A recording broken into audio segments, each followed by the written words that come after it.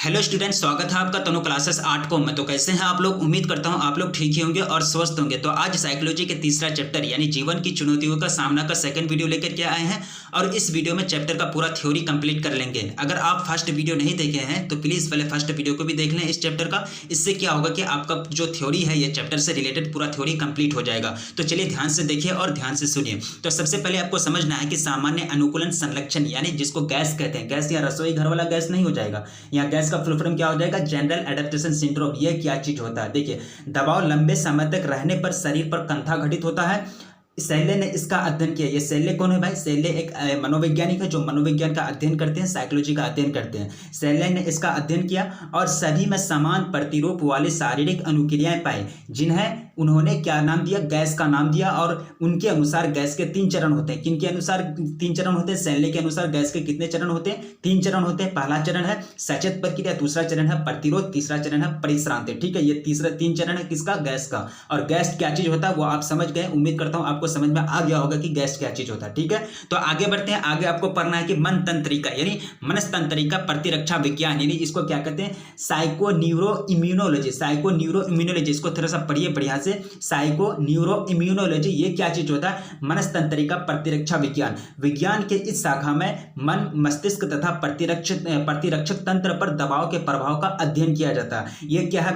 एक तरह से साइंस का ब्रांच है। कौन? साइको न्यूरो इम्यूनोलॉजी एक तरह से साइंस का ब्रांच है जिसके अंतर्गत मन, मस्तिष्क तथा प्रतिरक्षक तंत्र पर जो दबाव पड़ता है, जो स्ट्रेस पड़ता है, उसका मतलब एक तरह से उसका प्रभाव का मतलब उसका असर का क्या करते हैं? अध्ययन करते हैं, उसको एक तरह से जानते हैं। ठीक है, जानने की प्रक्रिया करते हैं। किसमें? साइको न्यूरो इम्यूनोलॉजी में यानी मनस्तंत्रिका प्रतिरक्षा विज्ञान में। और टी सहायक कोशिका यानी टी सहायक कोशिका यानी टी हेल्पर सेल्स पर जो होता है क्या होता है कि एचआईवी हमला करता है जो एड्स का कारक होता है। यानी एचआईवी के कारण क्या होता है? एड्स होता है। और टी हेल्पर सेल्स प्रतिरक्षात्मक क्रियाओं में वृद्धि करता है। ये क्या काम करता है? टी हेल्पर सेल्स यानी टी सहायक कोशिका ये प्रतिरक्षात्मक क्रियाओं में वृद्धि करता है। अगर शरीर में अगर प्रतिरक्षात्मक क्रिया में अच्छी खासी वृद्धि है तो अगर आपको कोई भी मतलब रोग नहीं होगा, कोई बीमारी नहीं होगा। अगर आपका प्रतिरक्षात्मक क्रिया जो एक तरह से डाउन पर जाएगा, डाउन पोजीशन में आ जाएगा, तो आपको कोई भी रोग, कोई भी बीमारी आसानी से पकड़ लेगा, बहुत जल्दी ही पकड़ लेगा। लेकिन ये टी हेल्पर सेल्स जो होता है ये क्या होता है? प्रतिरक्षात्मक क्रिया को बढ़ाता है। इसका मतलब ये है कि टी हेल्पर सेल्स से आपको रोग नहीं होने देता है, कोई भी बीमारी जल्दी पकड़ने नहीं देता। और ये जो होता है एड्स, एचआईवी जो होता है, एड्स का कारक जो होता है, ये सबसे पहले हमला किसी पर करता है? वही इसी पर, मतलब टी सहायक कोशिका यानी टी हेल्पर सेल्स पर करता है। ठीक है, ये क्या आगे मनस्तंत्रिका प्रतिरक्षा विज्ञान समझ गए होंगे। अब आगे बढ़ते हैं, जीवन शैली क्या होता है। देखिए, जीवन शैली जो होता है दबाव के कारण मनुष्य के जीवन शैली या स्वास्थ्य को नुकसान करने वाले व्यवहार उत्पन्न करते हैं। यानी जीवन शैली में देखिए दबाव के कारण जो होता है मनुष्य के जीवन शैली यानी जो एक तरह से डेली लाइफ जो है या इसमें क्या करता है कि स्वास्थ्य को नुकसान करने वाले व्यवहार उत्पन्न कर देता है। कौन? दबाव यानी स्ट्रेस। दबाव से ग्रसित व्यक्ति जो होते हैं वो रोगजनकों यानी पैथोजेन से के समक्ष असुरक्षित रहते हैं। ये इसका मतलब ये हुआ कि जिसके अगर जो व्यक्ति अगर दबाव से ग्रसित है, जिसके पास मतलब जो स्ट्रेस है, जिसका माइंड में स्ट्रेस है, तो वो जो होते हैं रोगजनक कौन है भाई? पैथोजेन से। पैथोजेन से मतलब जो होते हैं उनके बगल में ज्यादा मतलब एक तरह से घूमने लगते हैं, उसको ज्यादा मतलब प्रभावित होने का खतरा रहता है। ठीक है, यानी रोगजनक के समक्ष असुरक्षित रहते हैं। मतलब वो एक तरह से रोगजनक यानी जो जिससे बीमारी होती है पैथोजेन से वो उससे मतलब एक तरह से असुरक्षित रहते हैं जब उनके पास मतलब क्या होता है कि दबाव रहता है, यानी जब वो क्या होते हैं? दबाव से ग्रसित होते हैं। ठीक है, अब आपको समझना है कि सामान एक तरह से सामना करना यानी कोपिंग, सामना करना को साइकोलॉजी इसमें साइकोलॉजी का भाषा में क्या कहते हैं? कोपिंग कहते हैं। ठीक है, यानी कोपिंग क्या चीज होता है? देखिए, समस्याओं को चरणबद्ध हल करने पर यानी समस्याओं को चरणबद्ध हल करने से दबाव का सामना कम किया जा सकता है, यानी दबाव का सामना किया जा सकता है। ठीक है, यानी कब? जब समस्या, जब प्रॉब्लम से होगी उसको एक तरह से हल करने पर क्या होगा? यानी दबाव का सामना करना एक तरह से सामना किया जा सकता है, स्ट्रेस को कम किया जा सकता है। जिन व्यक्तियों में दबाव का सामना करने की क्षमता कम होता है उनमें प्रतिरक्षक अनुक्रिया कमजोर हो जाती है। अगर जिसके पास, जिन व्यक्ति के पास दबाव के सामना करने की अगर कैपेसिटी कम है तो उनकी जो प्रतिरक्षक जो अनुक्रियाएं होगी यानी रोग से लड़ने का जो एक तरह से शक्ति होगा जिस्म में, शरीर में, बॉडी में, तो वो क्या हो जाएगा? कमजोर पड़ने लगेगा। क्या हो जाता है? कमजोर हो जाती है। ठीक है, अब आपको समझना है कि एंडलर यानी एंडलर कौन है भाई? एक मनोवैज्ञानिक है। पार्कर कौन है भाई? एक मनोवैज्ञानिक है। ये दोनों ने, एंडलर तथा पार्कर ने दबाव का सामना करने के लिए 3 युक्तियां दी। 3 युक्ति को क्या कहते हैं? कौशल भी कहते हैं। 3 युक्तियां कौन कौन सा भाई?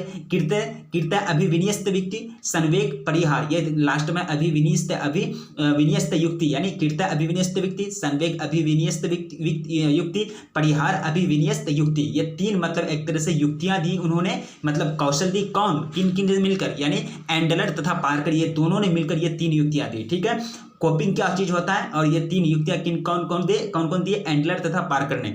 अब आगे बढ़ते हैं। लेजारस तथा फोल्कमैन, यानी लेजारस तथा फोल्कमैन के अनुसार ये क्या चीज होता है? लेजारस और फोल्कमैन जो है इनके अनुसार दबाव का सामना करने का 2 अनुक्रियाएं हैं। कौन कौन से अनुक्रिया है? सामान्य समस्या केंद्रित यानी प्रॉब्लम फोकस्ड, दूसरा है संवेग केंद्रित यानी इमोशनल फोकस्ड। कौन किसके अनुसार? लेजारस तथा फोल्कमैन के अनुसार दबाव का सामना करने के लिए 2 अनुक्रियाएं हैं। पहला अनुक्रिया जो है समस्या केंद्रित, जिसको कहते हैं प्रॉब्लम फोकस्ड, दूसरा जो एक तरह से अनुक्रिया है, दूसरा है संवेग केंद्रित, जिसको क्या कहते हैं? Emotional focused. ये क्या चीज है? ये 2 मतलब एक तरह से अनुक्रिया है, ये मतलब यही जान लीजिए। ठीक है, अगर आपको ऑब्जेक्टिव में आए कि लेजारस तथा फोल्कमैन के अनुसार कितने मतलब अनुक्रियाएं दिए गए, ये मतलब दबाव का सामना करने के लिए कितने अनुक्रियाएं दिए, ऑप्शन रहेगा 1, 2, ऑप्शन रहेगा 3, ऑप्शन रहेगा नन ऑफ दिस। तो आपको क्या सही आंसर देना है? 2 यहाँ पढ़ लिया आप, समस्या केंद्रित और संवेग केंद्रित। ठीक है, चाहे वो ऑब्जेक्टिव पूछे या फिर सब्जेक्टिव पूछे तो आप सही से आंसर दे सकते हैं। ठीक है, अब आगे बढ़ते हैं। अब आपको आगे पढ़ना है कि दबाव को कम करने की तकनीकें, जो दबाव होते हैं, जो स्ट्रेस होते हैं, उसको भी तो कम करने की जो टेक्नोलॉजी होगी ना, उसका भी उस तरह से जो कोई इलाज होगा, कोई टेक्नोलॉजी होगा, कोई तकनीक होगा, तो क्या क्या तकनीकें हैं दबाव को कम करने के लिए, स्ट्रेस को घटाने के लिए? तो देखिए, सबसे पहला जो है विश्रांति की तकनीक, यानी विश्रांति की तकनीकी में क्या होता है? विश्रांति का जो तकनीक होता है, टेक्नोलॉजी, इसमें होता है कि यह विश्रांति शरीर के निचले भाग, कहां से शुरू होता है? निचले भाग से शुरू होता है तथा मुख तक लाई जाती है, तथा पूरा शरीर जो होता है, पूरा होल बॉडी जो होता है विश्राम अवस्था में आ जाता है। विश्रांति की तकनीकें, अगर आपको ऑब्जेक्टिव पूछा जाए कि विश्रांति की जो तकनीकें होती है वो शरीर के किस भाग से शुरू होता है? ऊपरी भाग से, निचली भाग से, या फिर दोनों से, या फिर नन ऑफ दिस। तो आपको क्या लगाना है कि ये विश्रांति शरीर के कौन सा भाग से? निचली भाग से शुरू होती है। ठीक है, और कहां तक जाती है? मुख तक जाती है, लाई जाती है, तथा पूरा शरीर जो होता है कौन सा अवस्था में आ जाता है? कौन सा सिचुएशन में? विश्राम इस अवस्था में, यानी एक तरह से रिलैक्स सिचुएशन में आ जाता है। ये कौन सा तकनीक हो गया भाई? विश्रांति का तकनीक, पहला तकनीक। अब दूसरा तकनीक क्या है? बायोफीडबैक, या जिसको क्या कहते हैं? जैव प्रतिप्राप्ति। ये क्या चीज होता है? इसमें शरीर के क्रियात्मक पक्षों का परिवीक्षण करके, मतलब विश्लेषण करके उसमें क्या दिया जाता है? फीडबैक दिया जाता है। क्या किया जाता है? उनको उन्हें फीडबैक दिया जाता है। इसमें जो होता है प्रशिक्षण के 3 अवस्था होती है। इसमें बायो फीडबैक में कितने होते हैं? प्रशिक्षण के जो होते हैं 3 अवस्था होते हैं। सिर्फ आपको ये लाइन याद रखना। ठीक है, ये लाइन आपको याद रखना। अगर आपको ऑब्जेक्टिव पूछा जा सकता है, जहां जहां से ऑब्जेक्टिव पूछने का चांस बनता है वहां मैं आपको सचेत कर देता हूं। ठीक है, अगर आपको ऑब्जेक्टिव पूछ देगा तो बायो फीडबैक के अंतर्गत कितने प्रशिक्षण के मतलब अवस्था होते हैं? 1, 2, 3, 4। तो आपको क्या देना है? सही आंसर 3 देना है। ठीक है, इसमें प्रशिक्षण के मतलब जो अवस्था होते हैं 3 अवस्था होते हैं बायोफीडबैक के अंतर्गत। अब आपको समझना है कि संज्ञानात्मक व्यवहारात्मक तकनीक। अब ये क्या तकनीक होता है? मतलब स्ट्रेस को कम करने के लिए, दबाव को कम करने के लिए, इसमें जो होता है, इसमें व्यक्ति को दबाव के विरुद्ध यानी दबाव के खिलाफ तैयार किया जाता है। नहीं, आप एक तरह से योद्धा बनिए, जैसे योद्धा मतलब दुश्मनों का सामना करता है, तो उसी तरह से आपको दबाव का सामना करना पड़ेगा, स्ट्रेस का सामना करना पड़ेगा। ठीक है, इसी में ये तकनीक में यही सिखाई जाती है, यही मतलब एक तरह से तैयारी किया जाता है। इसमें व्यक्ति को दबाव के विरुद्ध, दबाव के खिलाफ, दबाव के अगेंस्ट तैयार किया जाता है। एक तरह से जैसे उसको तैयार किया जाए, मतलब मेंटली रूप से या फिर एक तरह से शारीरिक रूप से, मतलब किसी तरह उसको तैयार करना है। किसके खिलाफ? दबाव के खिलाफ, स्ट्रेस के खिलाफ। ये कौन सा तकनीक हो गया? संज्ञानात्मक व्यवहारात्मक तकनीक। इसमें जो होता है, जो होता है मिचेमबेम, यानी मिचेमबेम ने जो दिए थे, मिचेमबेम ने दबाव संचारण प्रशिक्षण यानी स्ट्रेस इनोकुलेशन ट्रेनिंग की विधि विकसित की। ये कौन? देखिए, ऑब्जेक्टिव यहां से भी आ सकता है। ठीक है, मिचेमबोम ने दबाव संचारण प्रशिक्षण को अंग्रेजी में क्या कहते हैं? Stress inoculation training. ये जो होता है, इस ट्रेनिंग को, इस प्रशिक्षण को विकसित किया है कौन? मिचेमबोम ने। ठीक है, अगर आपको ऑब्जेक्टिव पूछा जाए तो आप आराम से एक तरह से आसानी से आंसर दे सकते हैं। ठीक है, ये 3 मतलब ये पढ़े तकनीक पढ़े, संज्ञानात्मक व्यवहारात्मक तकनीक, बायोफीडबैक और विश्रांति की तकनीक। कौन सा तकनीक? दबाव को कम करने का तकनीक टेक्नोलॉजी पढ़े। अब आगे पढ़ते हैं कि व्यायाम क्या चीज़ होता है। एक्सरसाइज, देखिए व्यायाम से या फिर एक्सरसाइज से यानी व्यायाम कर दबाव को कम किया जा सकता है। यानी जो दबाव होते हैं, स्ट्रेस जो होते हैं, आप एक्सरसाइज करके वो कम कर सकते हैं। यानी एक तरह से एक्सरसाइज के द्वारा मतलब जो होता है दबाव घटता है। जैसे साइकिल दौड़ना, साइकिल चलाना, ये क्या है, मतलब व्यायाम है, एक्सरसाइज है। ये काम अगर कोई भी व्यक्ति करे तो उसका जो स्ट्रेस होता है, दबाव, वो घटने लगेगा। ठीक है, प्रत्येक व्यक्ति को सप्ताह में कम से कम 4 दिन अर्थात लगातार 30 मिनट, यानी 4 दिन एक साथ ये अर्थात नहीं हुआ, देखिए 4 दिन एक साथ लगातार, यहाँ अर्थात घुसा दिया, 4 दिन एक साथ लगातार 30 मिनट तक, यानी 30 मिनट तक व्यायाम का अभ्यास करना चाहिए। ये क्या हो गया कि किसी भी व्यक्ति को, कोई भी एक तरह से क्वेश्चन आ सकता है आपको कि किसी भी व्यक्ति को कम से कम हफ्ता में कितना दिन लगातार मतलब व्यायाम करना चाहिए और कितना मिनट तक करना चाहिए। तो कम से कम एक सप्ताह में किसी भी व्यक्ति को, प्रत्येक व्यक्ति को एक सप्ताह में जो होता है कम से कम 4 दिन एक साथ लगातार 30 मिनट तक व्यायाम करना चाहिए। यह अर्थात नहीं होगा, टाइपिंग मिस्टेक होगा। ठीक है, ये समझ लिया आप। अब समझते हैं कि अग्रहिता यानी असर्टिवनेस ये क्या चीज होता है। देखिए अग्रहिता यानी असर्टिवनेस, इसमें जो होता है, इसमें व्यक्ति बिना हिचकिचाए खुलकर अपनी भावनाओं, जैसे कि क्रोध हो गया, प्रेम हो गया, गुस्सा हो गया, प्यार हो गया, जो भी होते हैं उसको प्रकट करते हैं, इजहार करते हैं, एक्सप्रेस करते हैं, किसी से डरते नहीं है। ठीक है, यही हो गया आपका असर्टिवनेस। असर्टिवनेस में कोई भी व्यक्ति जो होता है अपने दिल के मुताबिक, अपने दिमाग के मुताबिक, एक तरह से अपने खुले मन से कोई भी चीज को प्रकट करता है, किसी के भी सामने, किसी भी समाज के सामने, किसी भी सिचुएशन में, किसी भी हालत में। ठीक है, ऐसे जो व्यक्ति होते हैं जिसके अंतर्गत अगर असर्टिवनेस पाई जाए यानी अग्रहिता पाई जाए, तो ऐसे व्यक्ति में क्या होता है कि आत्मविश्वास, आत्मसम्मान और आत्मविश्वास अटूट भावना होती है। आत्मसम्मान जो होता है एक तरह से सेल्फ रिस्पेक्ट, यानी जो अपना रिस्पेक्ट होता है उसमें बहुत ज्यादा होता है। और आत्मविश्वास का मतलब क्या हो गया भाई, नहीं हम ये जो काम कर रहे हैं ये सक्सेस होके ही रहेगा, यही तो है आत्मविश्वास। इसको क्या कहते हैं, आत्मविश्वास। ये जो होता है आत्मविश्वास और आत्मसम्मान, ये जो होता है कौन सा व्यक्ति में एक तरह से भरे हुए रहते हैं, ज्यादा पाए जाते हैं किस व्यक्ति में, जिस व्यक्ति में अग्रहिता होगी यानी असर्टिवनेस होगी। क्यों? क्योंकि उसमें कोई भी हिचकिचाहट नहीं होती है, कोई भी बौखलाहट नहीं होती है, और जिसके कारण वो अपनी भावनाओं को, चाहे वो गुस्सा हो या फिर प्रेम हो या फिर प्यार हो या फिर जो एक तरह से क्रोध हो, जो भी हो, किसी भी समाज के सामने, किसी भी व्यक्ति के सामने एक तरह से प्रकट करने से, इजहार करने से, एक्सप्रेस करने से नहीं हिचकिचाते हैं, नहीं एक तरह से डरते हैं। ये हो जाता है अग्रहिता यानी एक तरह से असर्टिवनेस। अब आगे आपको समझना है कि स्वविवेक चिंतन ये क्या चीज होता है। व्यक्ति मन से चिंता को निकाल कर दबाव को कम किया जा सकता है। अब देखिए स्वविवेक चिंता, स्व का मतलब क्या होता है, सही। स्वविवेक मतलब अच्छा, एक तरह से स्वविवेक चिंतन यानी अच्छा चिंतन करने से, यानी अच्छा चिंता, कोई भी अच्छी चीज का चिंता कीजिए, कोई गलत चीज, नेगेटिव थॉट का नहीं, यानी पॉजिटिव थॉट रख करके व्यक्ति क्या किया जा सकता है कि व्यक्ति मन से चिंता को निकाल कर दबाव को कम कर सकता है। यानी क्या कर सकता है कि दबाव, स्ट्रेस जो होता है वो कम कर सकता है। संबंधों में सुधार, देखिए व्यक्ति बिगड़े संबंध, ये क्या है कि बिगड़े हो गए हैं, ठीक है, बिगड़े पारिवारिक संबंध तथा पिछड़े मित्रों से संबंध बना करके अपना दबाव को कम कर सकता है। देखिए इसमें क्या होता है, अगर कोई भी व्यक्ति अगर ज्यादा दबाव में है, ज्यादा मतलब एक तरह से स्ट्रेस में है, तो अपना परिवार के साथ जरूर न कहीं उसका सही संबंध नहीं रहा है, या फिर जो उसके मित्र है, जो उसके जो फ्रेंड्स हैं, उसके साथ अच्छा संबंध नहीं रहा है। तो ठीक है, तो इसमें भी अगर वो सुधार लाता है, यानी संबंधों में अगर भी सुधार लाता है, तो उसका जो दबाव होगा, जो एक तरह से स्ट्रेस होगा, वो भी क्या हो जाएगा, कम होने लगेगा। वो क्या हो जाएगा, कम किया जा सकता है, उसको एक तरह से एक्यूरेटली कम किया जा सकता है। जाहिर सी बात है, जब आदमी अपना फ्रेंड्स के साथ रहते हैं, जब अपना परिवार के साथ रहते हैं, कम दबाव महसूस करते हैं, कम स्ट्रेस महसूस करते हैं, कम तनाव रहते हैं, कम टेंशन में रहते हैं।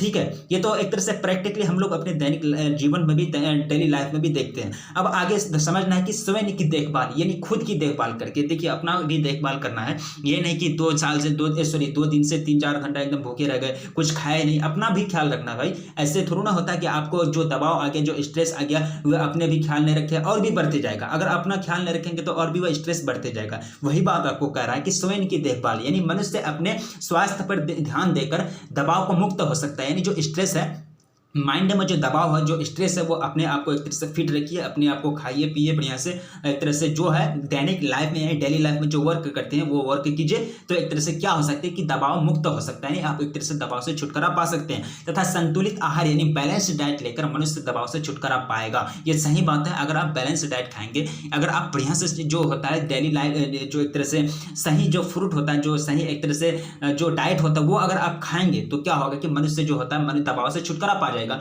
क्यों? क्योंकि एक तरह से बैलेंस डाइट लेने से आपका शरीर एक तरह से बढ़िया रहेगा और एक तरह से माइंड भी फ्रेश रहेगा, जिसके कारण आपको दबाव ज़्यादा परेशान नहीं कर पाएगा, स्ट्रेस ज़्यादा परेशान नहीं कर पाएगा, अंततः उससे आप छुटकारा पा जाएंगे। ठीक है, अगर आपको समझना है कि सामाजिक अवलंबन क्या होता है।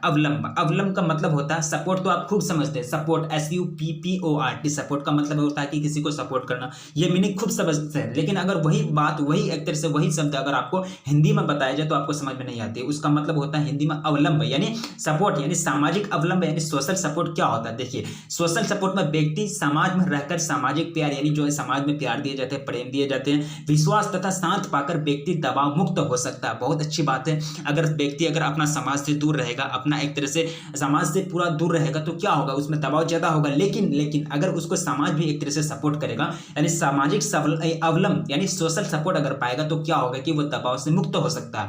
क्योंकि समाज इतना एक तरह से समाज में अच्छे लोग मिल जाते हैं, ये नहीं कि समाज में बुरे लोग भरे हुए हैं, समाज में अच्छे लोग मिल जाते हैं, वो लोग के साथ घुल मिल जाइए तो जो भी आपका स्ट्रेस है, जो भी आपका तनाव है, जो भी एक तरह से दबाव, वो क्या हो जाएगा, एक तरह से कम हो जाएगा और क्या अंततः क्या हो सकता है कि दबाव से मुक्त हो सकता है। ठीक है, अब आपको समझना है कि सूचनात्मक अवलंब यानी इंफॉर्मेशनल सपोर्ट क्या होता है। देखिए, इससे यह पाकर मनुष्य दबाव को कम कर सकता है। ये क्या होता है भाई, सूचनात्मक अवलंब। देखिए, आप समझना है कि सूचनात्मक, मान चलिए अगर आप कोई भी एग्जाम देने वाले हैं, मान चलिए आप एक तरह से जो SSC का एग्जाम देने वाले हैं, SSC का एग्जाम होता है, ठीक है, ये कांस्टेबल वाला एग्जाम होता है। ठीक है, ये आप SSC का एग्जाम देने वाले हैं, फॉर्म फिलअप कर दिए, फॉर्म भर दिए, आपको पता ही नहीं है कि SSC का एग्जाम में कौन सा क्वेश्चन पूछे जाते हैं, क्या पूछे जाते हैं। लेकिन जो अगर वो व्यक्ति आपको मिल जाए, जो व्यक्ति SSC का एग्जाम पास कर चुके हैं, जो SSC का एग्जाम दे चुके हैं, अगर वो व्यक्ति अगर आपको SSC के एग्जाम के बारे में बताएगा, आपको इन्फॉर्मेशन देगा, सूचना देगा, तो आप एक तरह से क्या हो सकती है कि वो मतलब दबाव कम हो सकता है आपका, क्या हो जाएगा, दबाव कम हो जाएगा। नहीं भाई,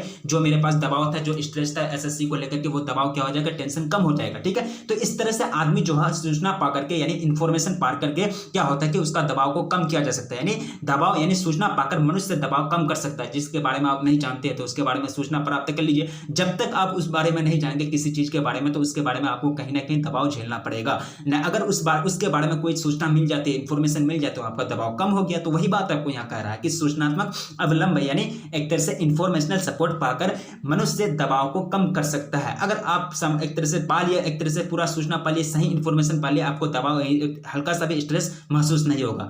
तो आगे समझना है कि सान्वेगिक अवलंब यानी इमोशनल सपोर्ट क्या होता है। इमोशनल तो समझ नहीं, इमोशन तो आप समझते हो कि EMOTION, इमोशन, ये बात सब कोई समझते हैं। ठीक है, यानी इमोशनल सपोर्ट अब क्या चीज होता है, यानी सान्वेगिक सपोर्ट, जो एक तरह से सान्वेगिक अवलंब जो हिंदी में कहते हैं इसको। देखिए, दबाव की स्थिति में अगर परिवार यानी जो फैमिली होते हैं, परिवार, सहायक मित्र, वो मित्र, सहायक मित्र का मतलब जो होता है हेल्प करने वाला मित्र, वो मित्र नहीं जो सिर्फ आपके पास खाया करके। ठीक है, सहायक मित्र व्यक्ति के साथ खड़ा हो तो मतलब क्या होगा कि सान्वेगिक अवलंब कहलाता है। यानी अगर कोई व्यक्ति, कोई भी व्यक्ति है, कोई भी मनुष्य है, अगर वो एक तरह से दबाव में है, स्ट्रेस में है, अगर उसका परिवार, उनका फैमिली अगर उनके साथ खड़ा है, उनका सहायक मित्र जो एक तरह से हेल्प करने वाले मित्र होते हैं, जो सच्चे दिल से मित्र होते हैं, अगर उनके साथ खड़ा है तो वो क्या हो जाएगा कि एक तरह से मतलब एक तरह से सपोर्ट पाएगा। कौन सा सपोर्ट पाएगा, इमोशनल सपोर्ट, जिसको क्या कहते हैं, सान्वेगिक अवलंब कहते हैं। ठीक है, अब आपको समझना है, यह इंडा कर दिया है, इंडा नहीं होगा यहाँ। जो अब पूरा चैप्टर मेरा एक तरह से समझना है, अब पूरा चैप्टर जितने भी चैप्टर में हम पढ़े, तीसरा चैप्टर में जीवन, एक तरह से तीसरा चैप्टर साइकोलॉजी का जो पढ़े, उसमें क्या क्या निचोड़ आया, चलिए एक लाइन करके हम लोग देखते हैं। या ज्यादा डिस्क्राइब नहीं करेंगे, अब एक लाइन करके हम लोग पढ़ते हैं क्या क्या एक तरह से मेन चीज है इस चैप्टर के अंतर्गत। तो देखिए, सबसे पहला पॉइंट है कि जीवन की सभी चुनौतियां, समस्याएं तथा कठिन परिस्थितियों में क्या होता है कि हमें दबाव में डालती है। जो भी चुनौती होती है, जो भी समस्या होता है, जो भी कठिन परिस्थिति होता है, वो क्या करता है, हमको दबाव में धकेल देता है, दबाव की ओर धकेल देता है, स्ट्रेस में डाल देता है। यदि दबाव का ठीक से प्रबंधन यानी ठीक से एक तरह से उसका अरेंजमेंट किया जाए तो व्यक्ति के आजीविका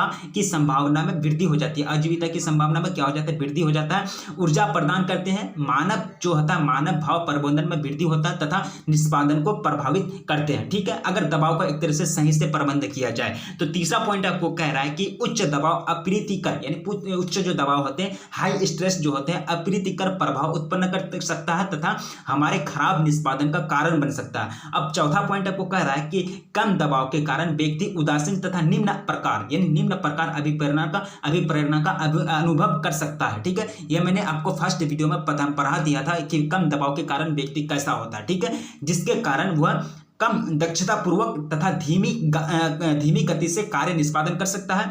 और फिर क्या होता है कि दबाव एक सतत चलने वाली प्रक्रिया सन्निहित है, यानी दबाव जो है एक तरह से कंटिन्यू चलने वाली, यानी एक तरह कंटिन्यूअस चलने वाली प्रक्रिया है, एक तरह से सन्निहित है। दबाव के कारण यानी जो होता है दबाव जो एक तरह से इसके अंतर्गत जो होता है दबाव के अंतर्गत व्यक्ति अपने सामाजिक एवं सांस्कृतिक पर्यावरणों में कार्य संपादन करता है, संघर्षों का मूल्यांकन करता है तथा उनसे उत्पन्न होने वाली समस्याओं का सामना करने का प्रयास करता है। ठीक है, अब आपको छठा पॉइंट बता रहा है। देखिए ये सारे चीज जो बता रहा हूं, क्योंकि ये सारे चीज आपको जो एक तरह से चैप्टर का जो निचोड़ है, जो एक तरह से क्रैशिंग है, क्रैश कोर्स जो बोलते हैं, वही मैं एक तरह से ऐड कर दिया हूं। ठीक है, वो इसलिए कर दिया हूं क्योंकि आपका चैप्टर एक तरह से पूरा मतलब पूरा चैप्टर ही एक तरह से रिवीजन हो जाए। अब छठा पॉइंट आपको कह रहा है कि दबाव जीवन का एक अंग है, यानी दबाव जो है, स्ट्रेस जो है, a part of life, stress is a part of life, यानी एक तरह से दबाव जो है जीवन का एक अंग है। दबाव न तो एक उद्दीपक है और ना ही एक अनुक्रिया, बल्कि व्यक्ति तथा पर्यावरण के मध्य यानी बीच एक सतत संव्यवहार प्रक्रिया है। कौन? दबाव के बारे में आपको एक तरह से बताया जा रहा है। आगे आपको बताया जा रहा है कि प्राथमिक मूल्यांकन, प्राथमिक मूल्यांकन का संबंध एक नए चुनौतीपूर्ण पर्यावरण का उसके सकारात्मक, तटस्थ तथा अथवा नकारात्मक परिणामों के रूप में प्रत्यक्षण से है। प्राथमिक मूल्यांकन, द्वितीयक मूल्यांकन, ये मैंने आप लोगों को बता दिया है फर्स्ट वीडियो में। प्राथमिक मूल्यांकन क्या होता है, द्वितीयक मूल्यांकन क्या होता है, इसको कौन दिए थे, ये सब का सब मैं बता दिया हूं फर्स्ट वीडियो में। अगर आप फर्स्ट वीडियो नहीं देखें तो वो देख लीजिए, आपको कोई भी एक तरह से दिक्कत नहीं होगी। कोई भी क्वेश्चन डील कर लीजिएगा, कोई भी ऑब्जेक्टिव क्वेश्चन हो या फिर सब्जेक्टिव क्वेश्चन हो, उसका आप आंसर दे सकिएगा। ठीक है, तो अब आगे बताया जा रहा है कि द्वितीयक मूल्यांकन, मैंने बताया प्राथमिक मूल्यांकन, द्वितीयक मूल्यांकन, इसको कौन दिया था, क्या दिया था, क्या क्या होता है, ये सब मैं फर्स्ट वीडियो में बता दिया हूँ। ठीक है, मूल्यांकन यानी द्वितीय मूल्यांकन किसी घटना का प्रत्यक्षण दबावपूर्ण घटना के रूप में करते हैं, जो व्यक्ति की अपने सामना करने की योग्यता तथा संसाधनों का मूल्यांकन होता है कि वे घटना द्वारा उत्पन्न नुकसान या चुनौतियों से मतलब निपटने के लिए पर्याप्त है, एक तरह से जो सुटेबल है, एक तरह से अरेंजमेंट है, उनके अंदर क्षमता है। ठीक है, अब 8वां पॉइंट पढ़ लिया हम,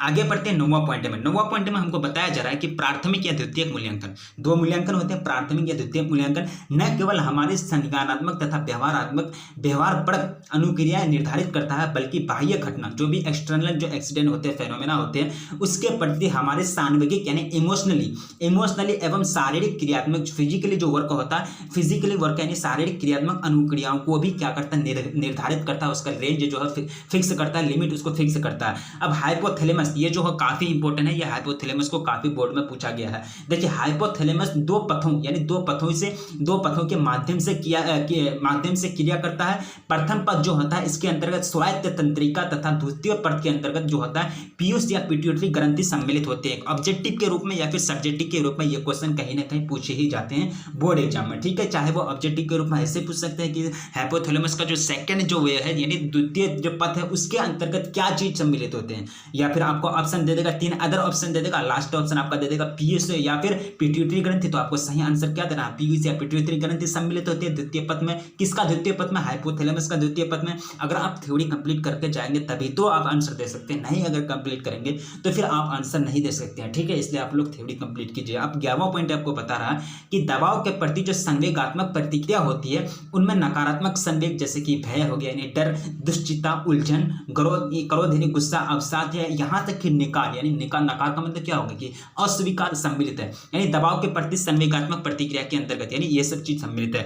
आगे आपको बताया जा रहा है कि व्यक्ति जिन दबावों का अध्ययन करते हैं उसमें जो होता है दबाव, हर एक व्यक्ति के पास दबाव होता है, अलग अलग व्यक्ति के पास किसी का दबाव का जो तीव्रता होगा, जो इंटेंसिटी होगा खूब ज्यादा होगा।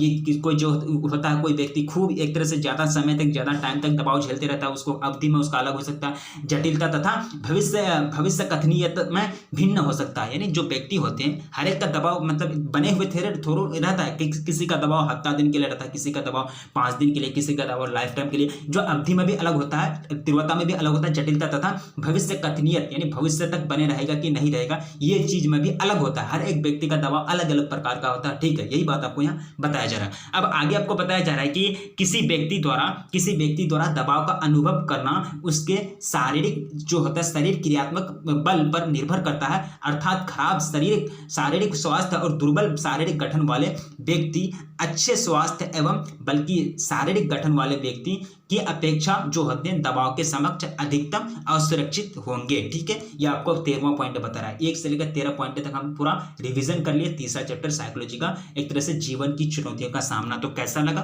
आप लोग एक तरह से बताइए। अगर आपको समझ में जहां कहीं भी नहीं आया है तो कमेंट सेक्शन खुला हुआ है, कमेंट सेक्शन में आप लोग कमेंट कर सकते हैं। ठीक है, वहां पूछिए कि सर हमको ये चीज समझ में नहीं आया, तो प्लीज आप लोग से यहाँ स्पेशल लिखा हुआ है, क्या लिखा हुआ, please like share and subscribe. अगर आप लाइक नहीं किए हैं वीडियो तो प्लीज वीडियो को लाइक करते हैं, बनाने में काफी मेहनत लगती है, और अपने दोस्तों में एक बार जम के शेयर करते हैं। अगर चैनल पर पहली बार आए तो चैनल को सब्सक्राइब भी कर लें, क्योंकि इस चैनल पर आपको तैयारी कराई जाती है। ठीक है, चाहे वो ऑब्जेक्टिव हो या फिर सब्जेक्टिव हो या फिर थ्योरी, सब चीज कंप्लीट कराया जाता है। ठीक है, तो हम समझ लिए ये सब के सेकंड वीडियो में हम लोग क्या क्या पढ़े थोड़ा देख लेते हैं। सान्वेगिक अवलंब क्या होता है, सृजनात्मक यानी इन्फॉर्मेशनल सपोर्ट क्या होता है, उसके बाद सोशल सपोर्ट यानी क्या होता है, स्वयं की देखभाल करके दबाव को कम किया जा सकता है, संबंधों में सुधार करके दबाव को कम किया जा सकता है, स्वविवेचक चिंतन करके दबाव को कम किया जा सकता है, असर्टिवनेस यानी अग्रहिता क्या होता है, ये सब हम पढ़े। व्यायाम यानी एक्सरसाइज करके मनुष्य जो होता है अपना दबाव को कम कर सकता है।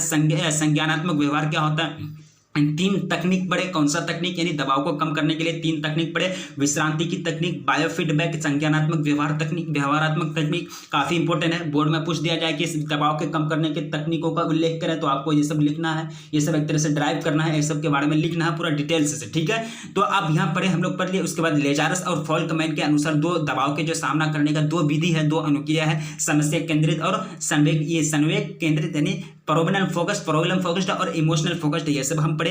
उसके बाद जो पढ़े एंडलर और पार्कर जो एक तरह से दबाव का सामना करने के लिए 3 युक्तियां दिए थी, वो सब उसके बारे में पढ़े।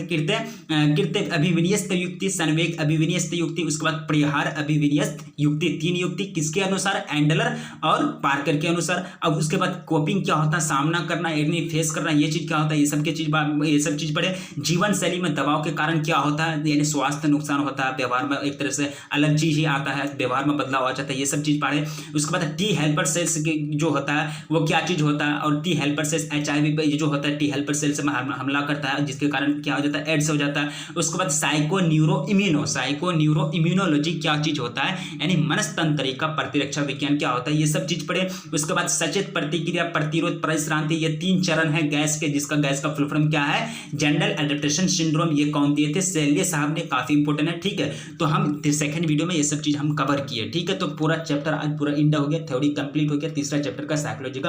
कहीं भी डाउट हो सेक्शन खुला हुआ, कमेंट सेक्शन कमेंट कीजिएगा। चैनल पर पहली बार आए तो प्लीज चैनल को सब्सक्राइब कर लीजिए, क्योंकि आपको तैयारी कराई जाती है। प्लीज वीडियो को लाइक कर दीजिए, वीडियो बनाने में काफी मेहनत लगती है, तो आप अपने दोस्तों में शेयर भी कर दीजिएगा। अगर वो लोग को शेयर करेंगे तो वो लोग को भी एक तरह से फायदा पहुंचेगा। तो रखिए अपना ख्याल, मिलेंगे फिर नेक्स्ट वीडियो में, तब तक के लिए जय हिंद।